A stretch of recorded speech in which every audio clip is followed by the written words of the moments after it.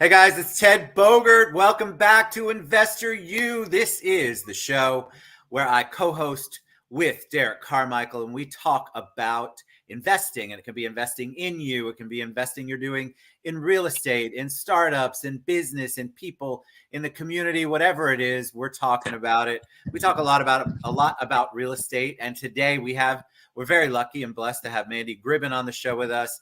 She certainly fits that investing in real estate world. She lives it, eats it, and breathes it, just like Derek does, and I try.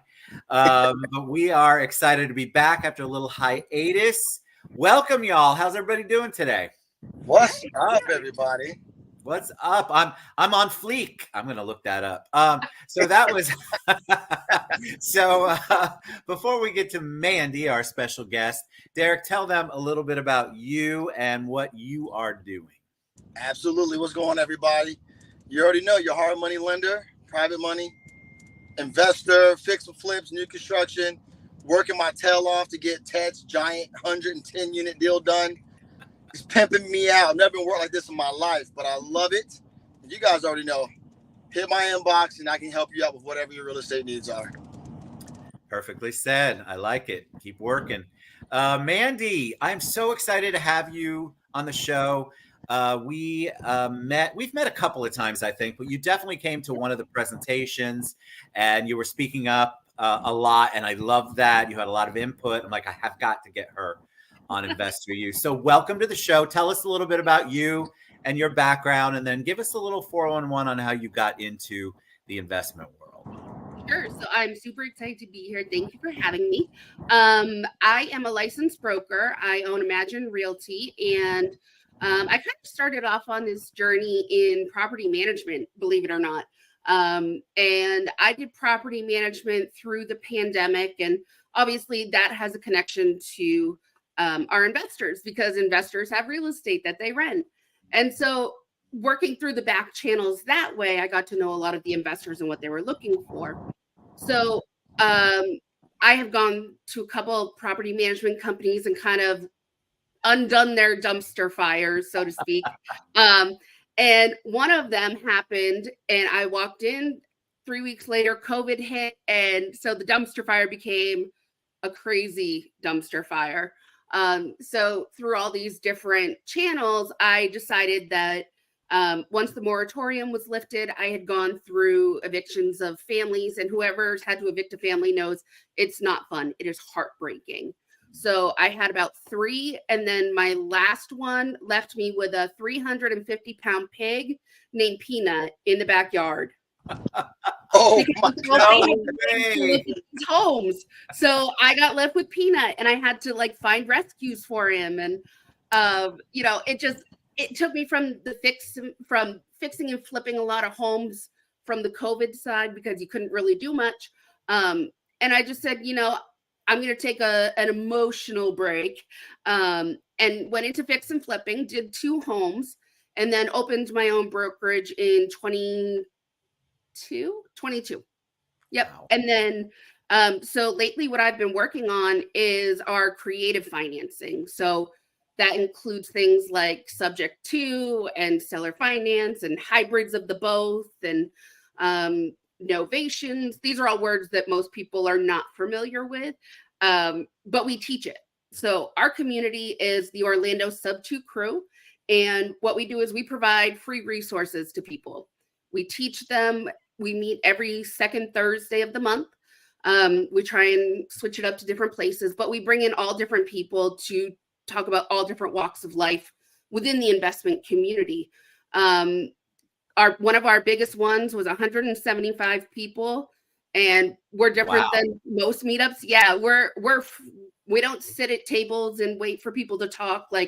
We have a stage, and it's people are drinking and eating and having a good time and really networking with each other, because that's how you get jobs done, is together. So it's fascinating, that whole world. The subject to, we've talked about sub 2. I'll just say subject to. Yep, sub 2. And I had to be explained it a few times, because it's not for the faint of heart, nor is it for the beginner, you really need to go to events. You need to work with pros. You need to network at these events to understand exactly what you're getting into, because somebody can make it seem easy, but it's not. So talk a little bit about what a subject to is, because I think it's good for us to educate them.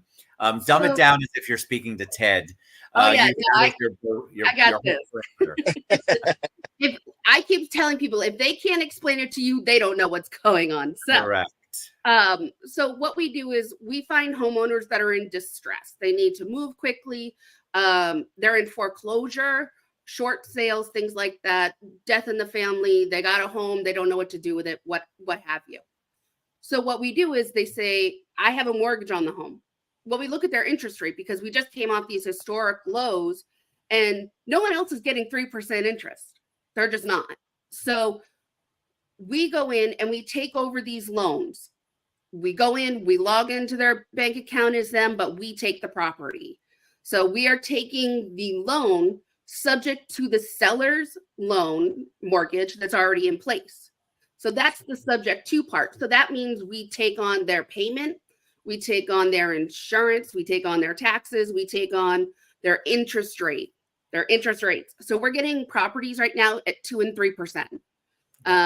I have a property right now that we're going to be taking over subject to, and the payments like super cheap, but he's at 2.97%. And we're taking that over. Awesome. So we are acquiring these properties, and I can't buy them as fast as I'm acquiring them. So I wholesale the deal out.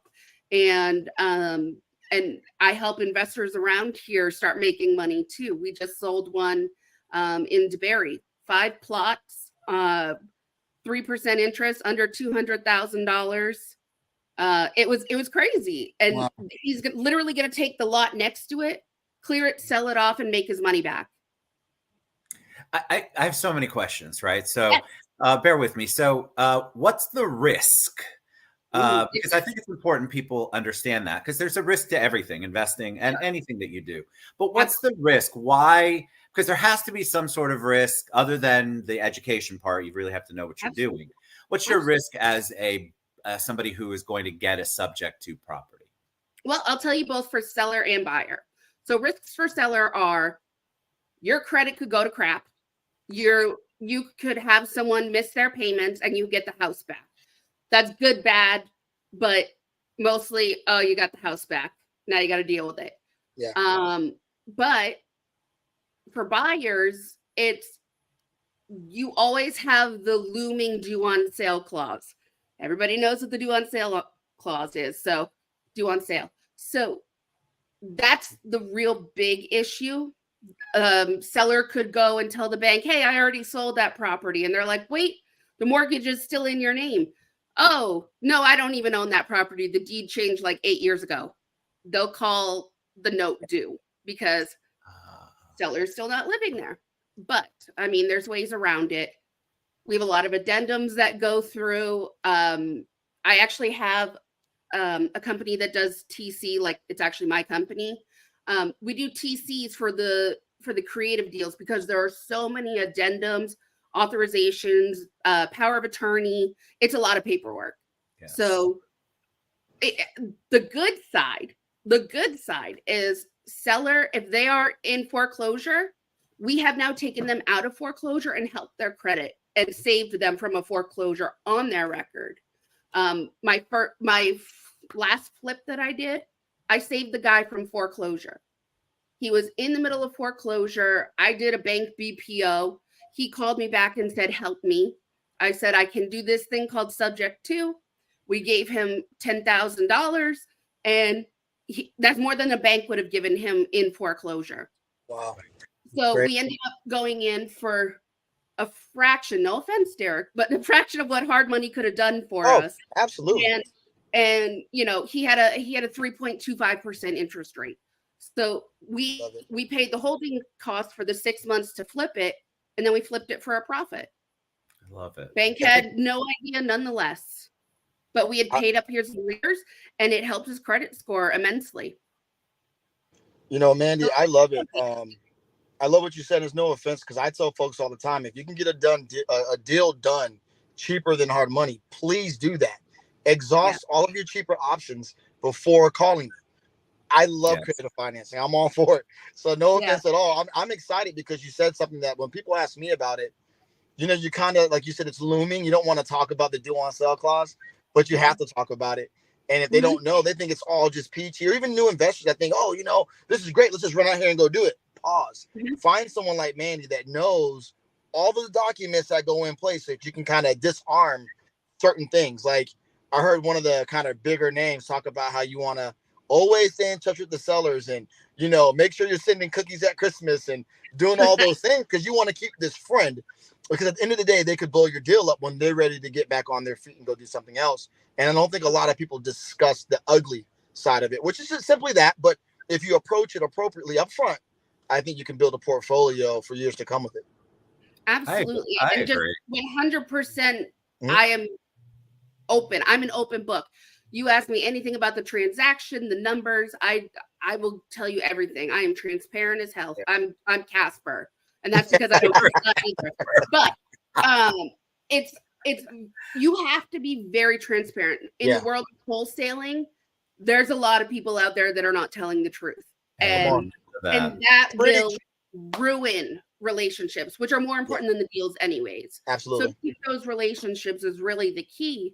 But we have a couple of like workarounds for due on sale clauses that, you know, you can put it into a land trust, and Hope Richards, my very favorite attorney in real estate, will always tell you that it's the best way to take over these subject to is in a land trust. Yes, Hope. We love Hope. You came to our kazoo event, correct, Mandi? Yep. Yes, we were all doing the kazoo. Remember, Derek? Yep. Absolutely. That was great. Hope Richards is amazing. I want to ask you. I love her. I want to call her again. I want to ask from a seller's perspective, again, just to educate me as if I know nothing, which is pretty close to the truth. What happens when they accept it and you've now taken over the mortgage payments? Do they have a certain time to get out of the house? Do they have to be out of the house before the transaction? How does that work? And I'm asking that because, you know, in this environment, getting a rental place is not easy. It's costly and sometimes difficult. And if you've got any hits on your credit, it can be just a no from the get-go. So what does that look like from the seller's perspective? So typically it's just like a regular transaction. We still use the FAR bar. Anyone that wants to be like, oh my God, subject to is illegal. It is line, I believe, 123 on the HUD. It's there. I didn't put it there. They did. So with all that being said, we usually can do either a lease back, like a regular transaction, or we just ask them to move out as if it was a regular transaction. You know, if they're already not paying their mortgage, you really don't want to keep them in there to not pay you rent. Correct. And I was thinking the same thing. Yeah. And so they have to be prepared. It's a solution for them, but they also have to understand there's an out. They got to get out the house for the most part. And so they have to prepare for that. And you all have to do your due diligence. Yeah. Talk a little bit about seller financing, because you mentioned that. I hear that a lot. And I would wonder, as a seller holding that note, what's the feeling there, and how do you address that, and what are the advantages? So we do a lot with seller finance. We actually did a whole call weekend. We had about 35 people show up. We gave them leads. They hit the phones, and we're teaching them how to cold call these people to do seller finance. What people are really unsure of with seller finance is someone going to make my payment? Is someone really truly going to make the payment? And the answer is yes. You vet them just like you would anybody else, but you understand that, like a realtor, we file as a 1099. So we look like we don't make that much money because we spend a lot in marketing and everything else. So we may not qualify for that traditional loan. We could still have an 800 credit score, but we look poor as heck. So it's a great way around it. You can still vet people. But what I tell them is, listen, we went to a teacher's house. She said, my pension looks like garbage right now. I'm tired. I want to get out. I just need a retirement plan. And we said, well, why don't you sell it to us on seller finance? And with that, we said, hey, we'll give you 4% interest, right? You're like, oh, that sounds really crappy when the normal is at 7 right now. But it's not an undoable thing. We just show them, these are your numbers. This is what you'll get monthly, just like you would as a retirement. And you're not taxed on the whole thing as a capital gain. So you actually get to tax it over time. And you don't have to worry about inside the house. It's easier than being a landlord because it doesn't matter what happens. The buyer has to take care of everything. Right. So by the time you're done with the 30 years of amortization, you're looking at almost double what you would have sold your home for between interest and principal. So if you have the money to be on seller finance and to, offer seller finance, I don't see why you wouldn't.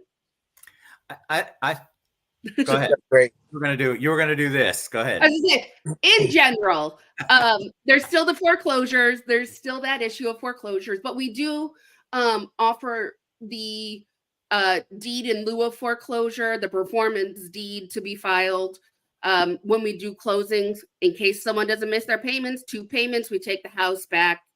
We do it with sub 2. We also do the performance deed. You miss 2 payments, we take the house back. We keep all the money you gave us.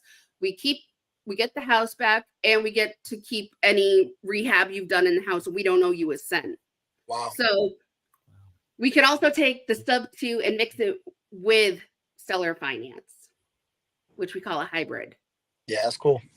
It's so I feel like there's options out there. One of the reasons why we do this show is because we want people to know about the options, but we also want you to vet the professional that you're working with so that you understand where their experience is, how many transactions have they done, what are their resources, who are their back end people, their front end people, their all around people who are part of this with you, because there's a lot of, like you mentioned earlier, there's a lot of, I'll say it, snake oil salesmen, charlatans out there that are promoting this. And if you don't know any better, you could trust somebody who does not have your best interest at heart. And if you try to do it just on your own, without any experience, I just think that's such a huge mistake. And so you want to get with people. And that's one of the reasons why we talk about that's a recipe for the due on sale clause to be called, is doing it on your own with just willy-nilly. I can't imagine, but it's the same people who will send money to the people in another country because of an email. Of Nigeria, they've got about 100. Yeah, they absolutely do. And it's just so people are immediately trust and they know how to feed on those people. So I want to encourage everyone to reach out to a professional like Mandi, like Derek, but like Mandi in this particular situation, because she has experience in this, and the way that she speaks about it is way over my head. So why would I ever want to do this on my own? But I also think it would bring, it's way over my little head. I would want it to bring the relief that a lot of people are looking for. And this is a solution for them. These are solutions and opportunities for them that they might not know that they have. Yeah. All right. So any parting words of wisdom for them, Mandi? What are you working on right now? You said you've got subject twos and all sorts of things. I do. I usually put out on my private mailing list when I'm wholesaling these deals. So if you're trying to get in on these deals and really educate yourself on the creative side, even realtors as well, please, please, please have me come talk to your brokerage. I do it for free.